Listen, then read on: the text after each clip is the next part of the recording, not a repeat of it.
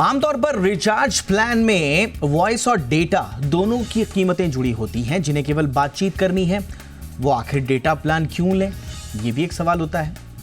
क्यों बेवजह इसकी कीमत चुकाएं, सवाल तो बनता है।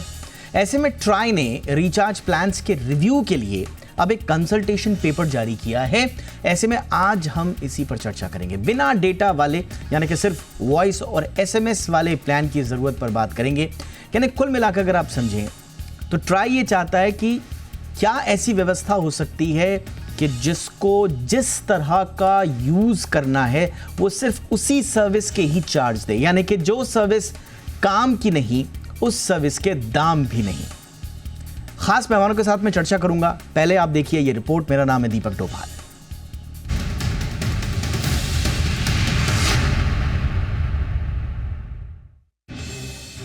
टेलीकॉम कंपनियों ने बेहतर सेवाएं देने के नाम पर इसी महीने के पहले हफ्ते से रिचार्ज प्लान को 10 से 25% तक बढ़ा दिए, लेकिन कंज्यूमर्स पर बढ़ी हुई ये कीमतें भारी पड़ने लगी हैं। ट्राई ने रिचार्ज प्लान को लेकर एक कंसल्टेशन पेपर जारी किया है, जिसमें टेलीकॉम कंपनियों से डेटा के अलावा अलग से सिर्फ कॉलिंग यानी वॉइस और एसएमएस वाले प्लान को लेकर सुझाव मांगा गया है। इसके लिए स्टेक होल्डर से 16 अगस्त तक अपनी राय देने के लिए कहा गया है। इसके बाद 23 अगस्त तक उनकी ओर से दिए गए राय पर काउंटर प्रतिक्रिया जारी किया जा सकता है। फिलहाल ट्राई के इस कदम से आने वाले दिनों में रिचार्ज प्लान सस्ता होने की उम्मीद बढ़ गई है। ट्राई का कहना है कि कंज्यूमर्स की लगातार ऐसी शिकायतें आ रही हैं कि रिचार्ज के दौरान जिन प्लान्स की उन्हें जरूरत नहीं होती वो भी उन्हें मजबूरी में लेनी पड़ती है। आमतौर पर ज्यादातर बंडल टैरिफ प्लान में वॉइस और डेटा के साथ एसएमएस और ओटीटी बेनिफिट दिए गए होते हैं। सबसे बड़ी बात यह है कि जिन्हें डेटा की जरूरत ही नहीं होती, जो केवल बातचीत के लिए मोबाइल चलाते हैं, उन्हें भी रिचार्ज प्लान में डेटा प्लान लेना पड़ता है। तकरीबन सभी टैरिफ प्लान ऐसे डिजाइन किए गए होते हैं जिसमें टेलीकॉम कंपनियां गैर जरूरी सहूलियतें कंज्यूमर के मत्थे मढ़ देती है। दरअसल आज भी बड़ी संख्या में ऐसे मोबाइल यूजर्स हैं जो स्मार्टफोन का इस्तेमाल नहीं करते हैं। बेसिक फोन चलाने वाले यूजर ना तो ओटीटी सर्विसेज का इस्तेमाल करते हैं और ना ही उन्हें डेटा की जरूरत होती है। वही स्मार्टफोन चलाने वाले तमाम यूजर्स बंडल ऑफर में मिलने वाले ओटीटी सर्विस का इस्तेमाल नहीं कर पाते, लेकिन उनके पास डेटा के साथ ये सर्विसेज लेनी मजबूरी बन जाती है। उनके पास कोई विकल्प नहीं रहता। यानी ऐसे यूजर्स सर्विस तो लिमिटेड ले रहे हैं, लेकिन पैसा दूसरी सेवाओं का भी चुका रहे हैं। ऐसे में कंसल्टेशन पेपर में सुझाव मांगा गया है कि क्या टीसीपीआर 2012 में सुधार किए जाने की जरूरत है। इसके साथ ही ट्राई ने एक नया टैरिफ प्लान को लॉन्च करने पर भी जोर दिया है, जिसमें हर सर्विस के लिए अलग अलग रिचार्ज प्लान होगा। ट्राई ने कंपनियों से पूछा है कि क्या डिजिटल दौर में कंपनियां रंगों के हिसाब से प्लान ऑफर कर सकती हैं, ताकि कंज्यूमर्स को रिचार्ज कराते समय आसानी हो। ट्राई की इस पहल से कंज्यूमर्स को उन्हीं सेवाओं के लिए भुगतान करना होगा जिसका वे इस्तेमाल करते हैं।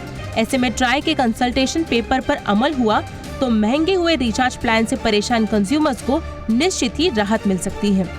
ब्यूरो रिपोर्ट, जी मीडिया।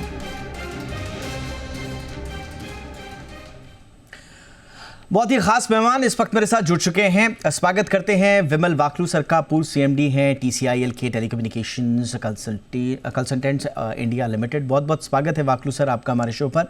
महेश उपल सर हमारे साथ हैं, डायरेक्टर हैं कॉमफर्स्ट इंडिया के। उपल सर गुड इवनिंग, बहुत बहुत स्वागत है। विराग गुप्ता जी हमारे साथ, जाने माने एडवोकेट हैं सुप्रीम कोर्ट के। बहुत बहुत स्वागत है विराग जी आपका भी।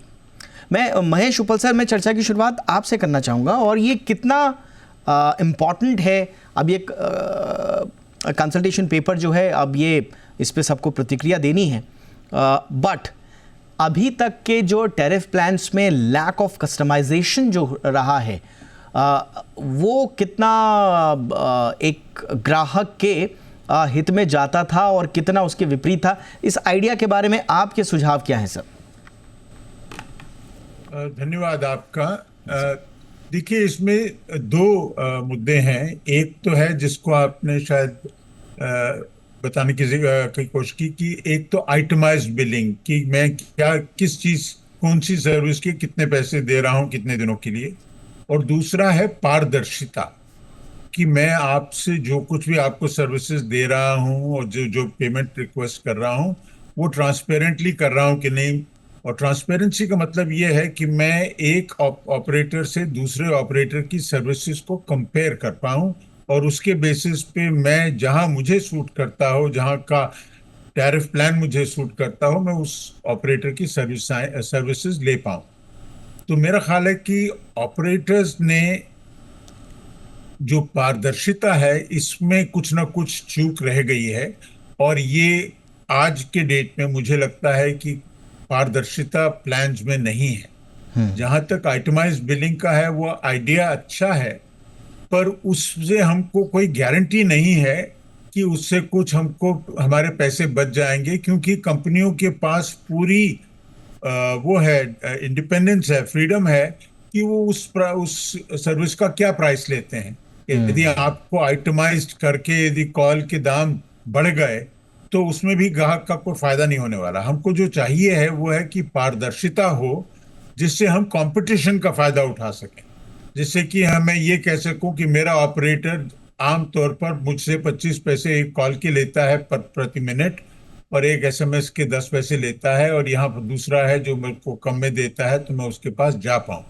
पर आज की डेट में मैंने देखा है कि जितने भी पेमेंट्स कस्टमर्स देते हैं और जितने ही प्लान्स हैं, उनमें कुछ ना कुछ ऐसा होता है जो कस्टमर को कंफ्यूज कर देता है, और वो उसको, जिसको कहते हैं एप्पल टू एप्पल, एक समान की जो सर्विसेज हैं उनको कंपेयर नहीं कर पाता, और इसलिए एक इन्फॉर्म्ड डिसीजन नहीं ले पाता कि मैं कहाँ, किस ऑपरेटर के पास जाकर मुझे सबसे ज्यादा वैल्यू फॉर मनी मिलेगी या सबसे अच्छी सर्विस मिलेगी।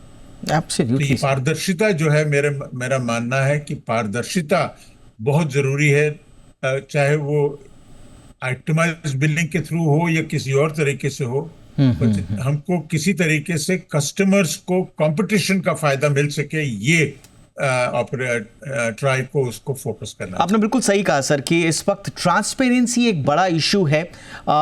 आइटमाइज्ड बिलिंग या कस्टमाइज्ड सर्विसेज, ये मुझे लगता है कि ट्राई काफ़ी डीप उतर कर थोड़ा सा बारीक, जिसको पीसना बोलते हैं ना मुद्दे को, वहाँ तक ट्राई जा रहा है। लेकिन समय की जो मांग है वो ये है कि कम से आप पहले मोटा मोटी ट्रांसपेरेंसी देखिए, और उस ट्रांसपेरेंसी को कैसे बढ़ा सकते हैं ताकि कंज्यूमर एक्सपीरियंस बढ़े, वो इम्पॉर्टेंट होगा। वाकलू सर, आपका इस पर टेक क्या है, और वाकई में क्या ये कंज्यूमर के हित में होगा, या जैसा सर ने कहा कि अल्टीमेटली अगर कुछ एक आध दो वैल्यू एडेड सर्विसेज को इधर उधर करके कुछ कस्टमाइज बना भी दिया और घुमा फिरा के कॉस्ट वही रखी या कॉस्ट बढ़ा दी, तो उल्टा नुकसान भी हो सकता है। जी दीपक जी, इससे पहले कि मैं आपके सवाल का पूरा जवाब दूं, एक जल्दी से मैं आपको एक एग्जाम्पल इसका देना चाह रहा हूं। Sure sir. हमारे कॉलेज टाइम में हमारे मेस की बिल बढ़ रही थी इंजीनियरिंग कॉलेज में, तो काफ़ी 30-40% बढ़ गई। तो फिर हमने चैलेंज किया कि भाई ये गड़बड़ हो रही है, हम चलाएंगे मेस। तो उसमें कॉन्सेप्ट यही था कि पहले वो सब आपको कहते थे कि इस दिन ये खाना मिलेगा, ये खाना मिलेगा, और आइसक्रीम साथ में, इसके साथ ये मीट ये होगा, सारा चीज़। अब हमने कहा कि भाई एक बेसिक खाना बनाइए जिसका मतलब दाल रोटी सब्जी और चावल, उसके अलावा जो कोई कुछ खाना चाहे उसका अलग से प्राइसिंग होगा। तो ये नहीं होना चाहिए कि जो नहीं खाना चाहते हैं वो, तो उनको अननेसेसरली वो कीमत देनी पड़ रही है बाकियों की। तो उससे एक्चुअली मेस का बिल जो है कम हो गया, बल्क लोगों के लिए, मेजॉरिटी के लिए कम हुआ, कुछ लोगों का वो बढ़ गया क्योंकि वो खाने पीने वाले लोग थे काफी। तो वो इसमें भी ऐसे होने की आशंका है कि इसमें जो इसका प्रयोग नहीं कर रहे हैं उनके लिए वो लिमिटेड सर्विस ले रहे हैं, तो उनको टैरिफ कम देना चाहिए। उस पॉइंट ऑफ व्यू से टीआरआई का फैसला बिल्कुल ठीक है। और जो ये जैसे आपने बताया कि कुछ लोग केवल वॉइस का यूज करते हैं, एसएमएस नहीं करते हैं, जैसे एल्डरली पीपल, तो उनको अननेसेसरली पूरे अमाउंट क्यों चार्ज करने की जरूरत पड़ रही है। तो इससे थोड़ा रैशनलाइज हो जाएगा, और जो डेटा का बहुत ज्यादा प्रयोग कर रहे हैं वो भी थोड़ा सोच के करेंगे, और उससे थोड़ा रैशनलाइज हो जाएगा। और लॉन्ग टर्म में मुझे लग रहा है कि क्योंकि टेलीकॉम कंपनी अगर छोटी होती, यहाँ पे देश की आबादी कम होती, तो थोड़ा परेशानी हो सकती थी। क्योंकि वो मेस का जो एग्जाम्पल मैंने दिया, वहां भी कॉन्ट्रैक्टर जो था वो उसको परेशानी ये हुई कि वो जो मुफ्त का खाना बन रहा था हाँ। बाकियों के लिए, वो नहीं हो पाया। तो यहाँ भी परेशानी हो सकती थी। लेकिन यहाँ पे एक बड़ा फैक्टर है कि हम 140 करोड़ देशवासी हैं और उतने कस्टमर हैं, तो इसलिए मुझे लगता है कि ये बिल्कुल ठीक स्टेप है और सारे चीजें इसमें रैशनलाइज हो जाए। Absolutely sir. अब मैं आपको अपना एग्जांपल देता हूँ। मेरे पास अगर एक प्लान है एक टेलीकॉम कंपनी का, लगभग उसका 799 का प्लान है जो मेरे पास है, और उसके बाद उसमें 2 GB पर डे का डेटा उसमें फ्री है।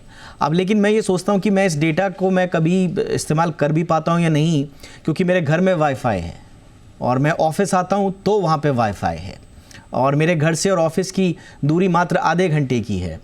तो आधे घंटे के लिए ही मैं सिर्फ अपने मोबाइल का इस्तेमाल करता हूँ डेटा के लिए, और उसके लिए मुझे कहा जाता है कि साहब आप 2 GB डेटा का, अब उसमें मैं घर पे भी वाईफाई के चार्जेस दे रहा हूँ, ऑफिस में भी मेरा ऑफिस जो है वो उसके चार्जेस दे रहा है।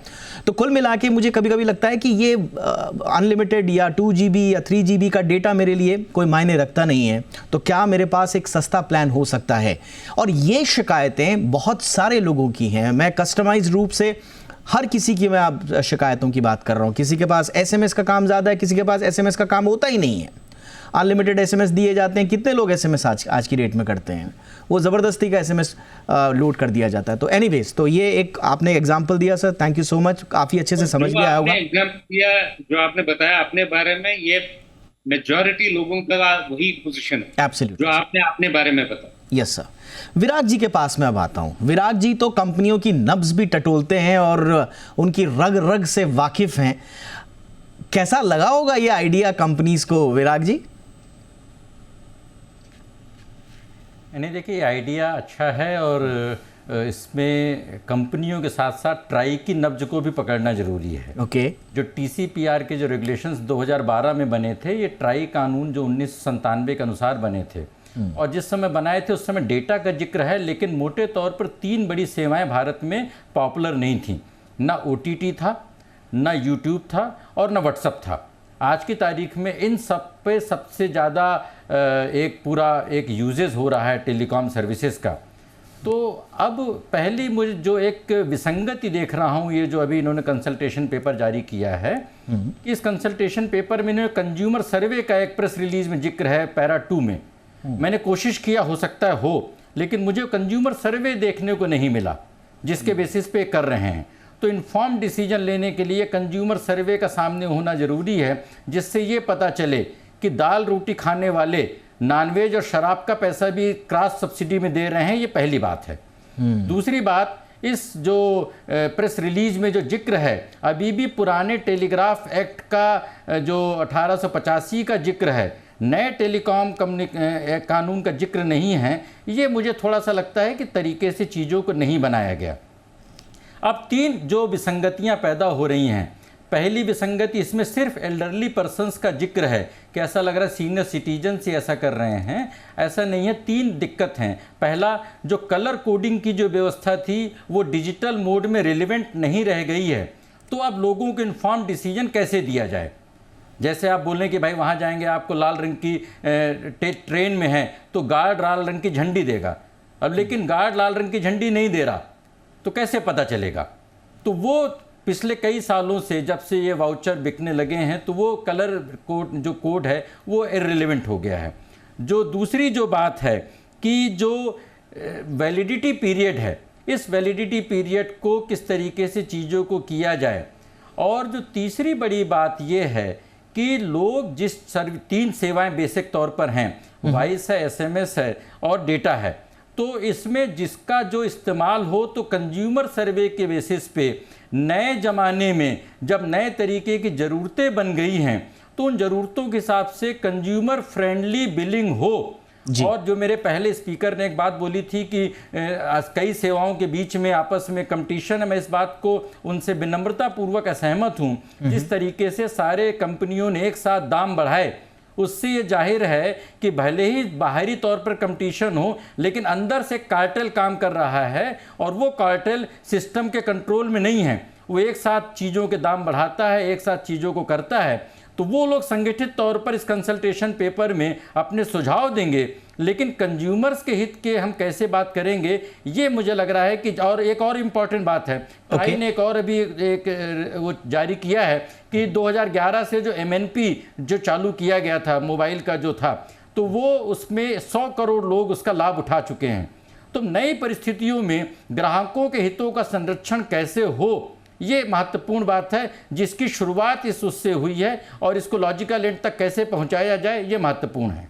ये बात आपने सही कही और मुझे लगता है कि एक जो चीज़ है जो तीनों हमारे गेस्ट जिस पे सहमत हैं वो है कि लॉजिकल एंड तक तो ये जब पहुंचेगा, ये आइडिया कब पहुंचेगा वो तो देखने वाली बात होगी। और टेलर्ड जो सर्विसेज हैं उनका आइडिया भी ठीक है अपनी जगह, लेकिन उससे पहले जो वक्त की ज़रूरत है वो है एक्सपीरियंस की, वो है ट्रांसपेरेंसी की।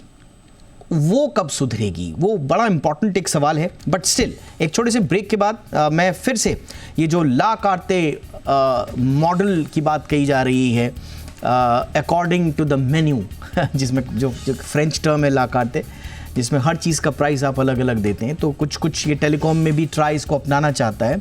लेकिन इसके और क्या कुछ नफ़े नुकसान हो सकते हैं कंज्यूमर के हिसाब से। और विराग जी ने जैसा कहा कि इसमें कंज्यूमर सर्वे का एंगल थोड़ा सा संदेहास्पद उन्हें लग रहा है, थोड़ा सा इसको भी बारीकी से चर्चा करेंगे छोटे से ब्रेक के बाद।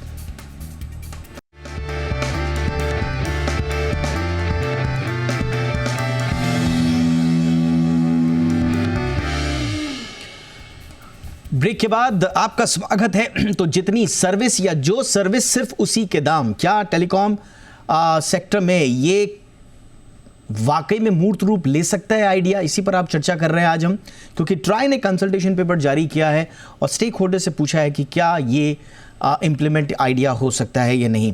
उपल सर, एक और इम्पॉर्टेंट चीज़ जो मेरे को समझ में आई वो ये है कि नेटवर्क यूटिलाइजेशन पर इसका कोई इम्पैक्ट क्या पड़ेगा। आई मीन क्या इस मॉडल के बाद efficient use of network resources नहीं होगा। कई लोगों के पास डेटा है, वो इसलिए ज़बरदस्ती इंटरनेट देख रहे हैं, ज़बरदस्ती उसमें डाउनलोड कर रहे हैं, ज़बरदस्ती दिन भर रील्स देख रहे हैं, बिकॉज उनके पास डेटा फ्री है। हालांकि वो फ्री नहीं है, उसका उन्होंने चार्ज किया है, लेकिन उन्हें ऐसा लगता है कि वो फ्री है, तो ज़बरदस्ती। Number one. नंबर टू, ये जो आजकल स्क्रीन टाइम की वजह से और इसके हाइपरटेंशन और डायबिटीज़ और बहुत सारे एंगल भी जुड़ रहे हैं तो अगर टेलर्ड अप्रोच होगी तो हम ज़बरदस्ती के फिजूल स्क्रीन टाइम से भी लोगों को बचा पाएंगे। देखिए, कुछ हद तक कि डेफिनेटली इसका इम्पैक्ट वही होगा जो आप कह रहे हैं कि जब मुझे पता होगा कि मैं किस सर्विस पे कितना टाइम लगा रहा हूं और उसके बेसिस पे कितना मेरा खर्चा हो रहा है, तो हो सकता है उससे मेरा बिहेवियर कंट्रोल हो, मैं कुछ ऐसी सर्विसेज ना यूज करूं या ऐसा वेब यूज ना करूं जिससे मेरा खर्चा बढ़ रहा है या जिससे मेरे चार्जेस बढ़ सकते हैं, वो समझ आता है। पर दूसरी बात हमें ये समझनी है कि हम ये जो वॉइस कॉल है या चाहे वो डेटा कॉल है, वो अपने आप में एक कंपनीज के लिए एक बहुत छोटा सा कॉस्ट है। ओके। तो कंपनीज का जो फोकस रहता है वो अपने रेवेन्यू पे रहता है कि किसी तरीके से पर यूजर एक खास लेवल का रेवेन्यू हो। तो जब भी आप देखेंगे इस किस्म की जो रेगुलेशन आती है, उससे आम तौर पर मैंने देखा है कंपनियां घुमा फिरा के अपने जो भी रेवेन्यू होता है वो ले ही लेती हैं।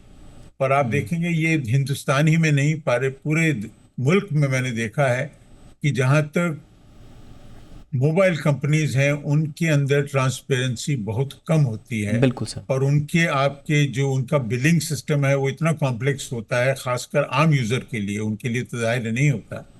तो ये एक अपने आप में बहुत बड़ी समस्या है। यदि ट्राई अब कुछ ऐसे रूल्स निकाले जिससे कि कंज्यूमर्स को एक्चुअल यूसेज क्या कर रहे हैं और उसका उन पर क्या चार्जेस लग रहे हैं, यदि उनको वो समझ आने लग जाएगा निटी ग्रिटी, और जिसके बेसिस पे वो ऑपरेटर्स के बीच में सिलेक्शन कर सकें हाँ। तब बनेगी बात।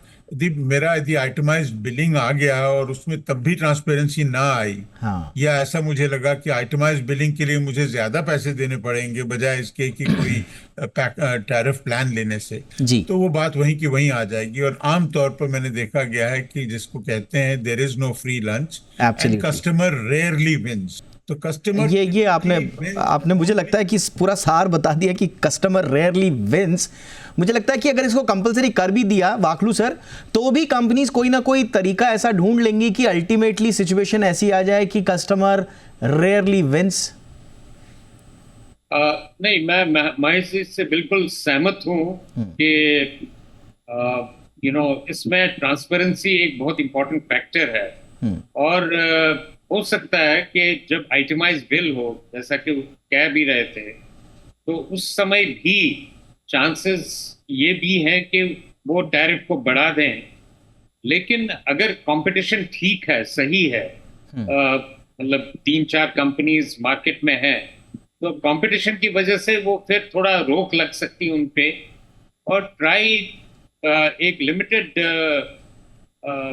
तरीके से उस पर कंट्रोल कर सकता है। राइट, ये तो है ही। Right sir.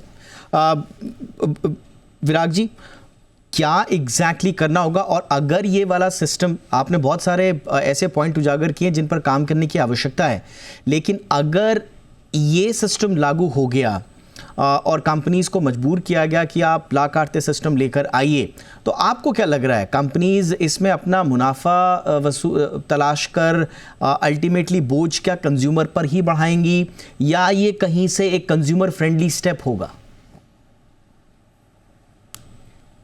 देखिए दीपक जी, 100 करोड़ से ज़्यादा ग्राहक अपने हितों की रक्षा नहीं कर सकते हैं, और इसके लिए ट्राई और सरकार बनी है।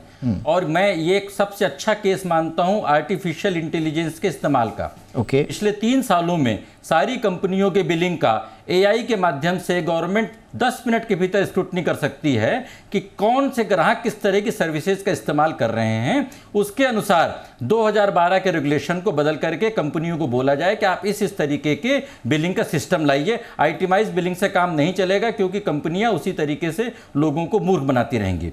दूसरी बात, हम जो हमारे दूसरे स्पीकर ने जो आपने भी मेस का जो उदाहरण दिया, उसमें 3 बातें हैं। मेस में जब वो कोई आदमी खाना खाने आ रहा है, तो जो रसोइया है, जो कैटरर है, वो हॉस्टल का या यूनिवर्सिटी का फ्री का हॉल इस्तेमाल कर रहा है, हॉस्टल का फर्नीचर इस्तेमाल कर रहा है, हॉस्टल की क्रॉकरी इस्तेमाल कर रहा है। मतलब जो DPI है, जो इंफ्रास्ट्रक्चर का ये कंपनियां इस्तेमाल कर रही हैं, उसके बदले में सरकार को या उपभोक्ता को क्या राहत दे रही हैं, और उसमें फिर क्यों ग्राहकों के साथ वो ज़्यादा उनसे कीमत लेती हैं, ये पहला सवाल है। दूसरा, खाने के साथ पीछे से OTT या दूसरी चीज़ों के नाम पे शराब या दूसरी चीज़ें बिक रही हैं, या कोई आपका हीमोग्लोबिन भी चेक कर रहा है, आपका ब्लड चेक भी कर रहा है। वो जो पैसे कमा रहा है, उससे कंपनियों को पेमेंट मिलने के बजाय ग्राहकों को क्यों निचोड़ा जा रहा है। और तीसरी बात जो सबसे इम्पॉर्टेंट है कि जो वाईफाई वाले जो सिस्टम है, सारे सिस्टम हैं, इन सारे सिस्टम्स का स्टडी करके देखा जाए कि कंपनियों की आमदनी डेटा से कितनी है, वॉइस से कितनी है, और जो SMS से कितनी है। हाँ। और उसके हिसाब से ये कंपनियां भी सर्वाइव करें, ग्राहकों को भी राहत मिले। AI के इस्तेमाल से ये चीज़ें हो सकती हैं। एब्सोल्युटली, यानी कि आप कह रहे हैं कि कम से कम यूसेज में तो ट्रांसपेरेंसी आए, पहले ट्राई इस पर फोकस करें कि यूसेज किस तरह का हो रहा है, तब जाके शायद हम ये आकलन कर पाएंगे कि नई व्यवस्था दरअसल ग्राहक के हित में होगी या नहीं। पर देखते हैं, ट्राई ने एक कंसल्टेशन पेपर जारी किया है। तमाम स्टेक होल्डर्स से हम यही अपील करेंगे कि इस पर ज़्यादा से ज़्यादा प्रतिक्रिया, अपनी सुझाव दें, और फिर देखते हैं इस पर क्या मॉडल निकल कर आता है। थैंक यू सो मच वक्त निकालने के लिए, Wakhlu sir, Uppal sir, Virag Gupta ji, thank you so much आप तीनों का। आपकी खबर आपका फ़ायदा में इतना ही, इजाज़त दीजिए, नमस्कार।